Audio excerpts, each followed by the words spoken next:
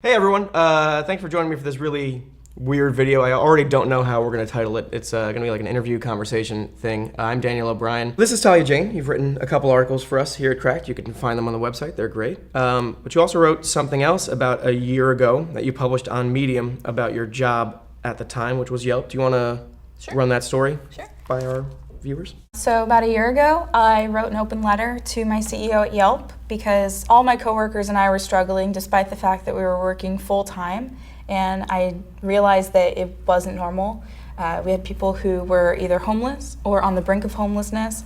We had people who couldn't go to the dentist because they couldn't afford the $20 copay, despite the fact that we had full benefits, and they couldn't pay us a living wage. So I reached out to my CEO after reaching out to my managers and establishing a consensus with my coworkers that all of us had asked our managers for a raise.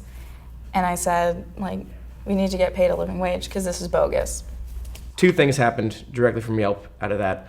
You were laid off, I think the day that it went up? 2 hours after. 2 hours after it went up. I wasn't even at work and they fired me. The other Yelp change that happened is they raised their wages, is that right? Mm-hmm. They improved working conditions. They, instead of everyone just being assigned a different desk every time they came into work, people got their own desks, which is great because before everyone would, if one person got a cold, everyone would get a cold. Mm-hmm. The kind of place that would have been a better working environment for you had you not been fired to make that working environment possible. Yeah, exactly. The other thing that happened, someone, 29-year-old writer, wrote a response to your post that also went kind of viral because they turned you into this sort of monster. Yeah, they decided this is everything that's wrong with millennials, and this woman just came after you that you weren't working hard enough and everything was your fault, and you should have taken a cue from a person like her who worked really hard at a waitressing job and made enough money to live well.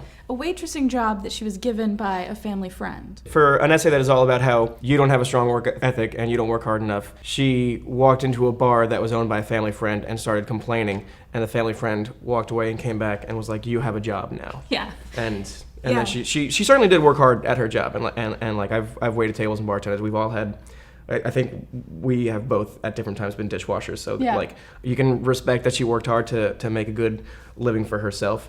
And it was as a friend and pseudo boss man of yours, it was hard for all of us really to watch. The internet has just decided, yes, this is what's wrong with America right now, good millennial and bad millennial, and no one was taking the time to really go through both of those articles to see that there's nuance to be had everywhere. Mm-hmm. And now we're at the present. Yes. And there's a senator named Ben Sasse who wrote this book, The Vanishing American Adult. At about page 126, our guy, Ben Sasse, in his awesome book, wrote about millennials not working hard. And he told a story. He says, "Sometimes stories like these capture the public attention and go viral. In 2016, Talia Jane, a 25-year-old customer service rep at Yelp's E24 delivery service, caused a sensation when she wrote a long letter of complaint to her CEO. He doesn't like you. He sounds familiar. Specifically calls you out for not working hard, and then he holds up the woman who wrote the response to you as like he agrees with the internet a year ago, which no one should ever do. And he was saying that she was the good one and you were the bad one, basically what everyone was saying last year. And here are some quotes that I hate that he said. He said, reading this woman's words, this is the one he likes, "You hear in your head parents across the nation breathing a sigh of relief and whispering, 'Praise her parents, we need more of that.' Some parents may also nod their heads in hearing that Talia Jane was quickly fired from her job," which if I was a parent, that's a head noddable. Yeah.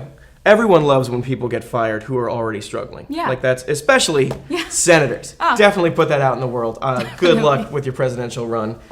Applauding when people get fired. Our founders would recognize Miss Blank, and they would panic about the survivability of a nation if we have too many Miss Janes. So Start panicking. Yeah. Now, these are some pretty damning things that he said about you. Yeah. So I'm just curious, what was your reaction when he reached out to you? Well, Dan, this might surprise you, but the senator who may potentially run for president and wrote a book on a whole thesis that smears me did not actually reach out at all Get out of town. to get any sort of fact checking in whatsoever. That's Who'd have pretty thought interesting. We do research at Cracked all the time because we're not allowed to publish lies.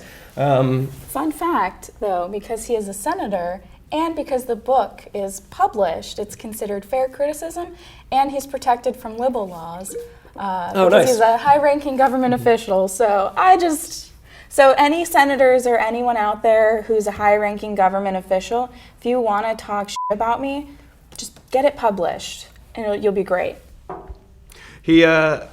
We keep calling him a senator, but a thing that he calls himself in the book that he takes great pride in is he thinks of himself as an historian first.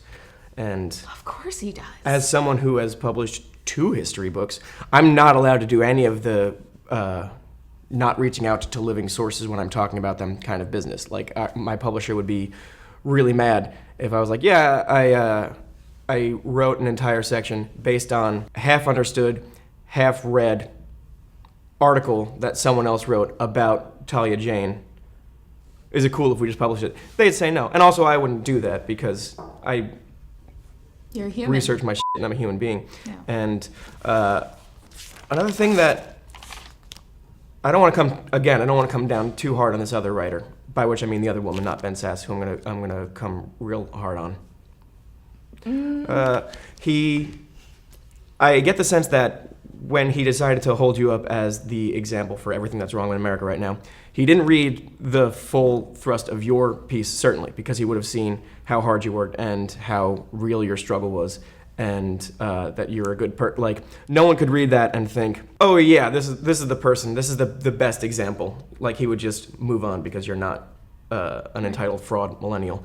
He also, I don't think, read all of your opponent's piece, because one of the quotes in hers that really stuck out to me is she's talking about struggling being a waitress in New York and having a hard time getting by and like seeing all of her classmates thriving and doing better than her. She wrote, this is a quote, "I dealt with the pitying looks of my former classmates and their parents when they would see me at the hostess stand, laughing to myself, knowing their child was addicted to Coke," which is, had he read that, I doubt he would have held her up as the one that the founding fathers would recognize while panicking over you. Yeah. So one of the things that was very clear to me when people were vilifying you on the internet is that 90% of people were in agreement that you were bad. And I would also say that 90% of people likely didn't read either of these open letters. They read articles describing them with certain pull quotes, because that's just sort of the vibe that everyone was pulling out. No one could have read your whole piece about your struggle in very real terms and walk away thinking you were a villain.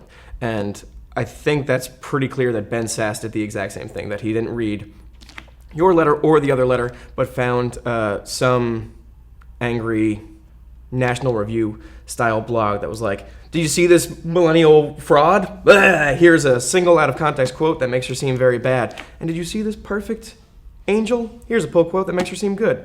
And that's kind of research and due diligence we can expect from a guy who's helping shape our laws. Yeah.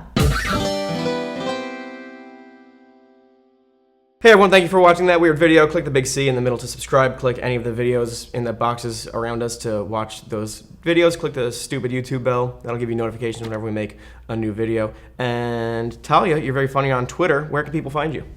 Just type in Talia Jane. Good luck. Sounds good. All right.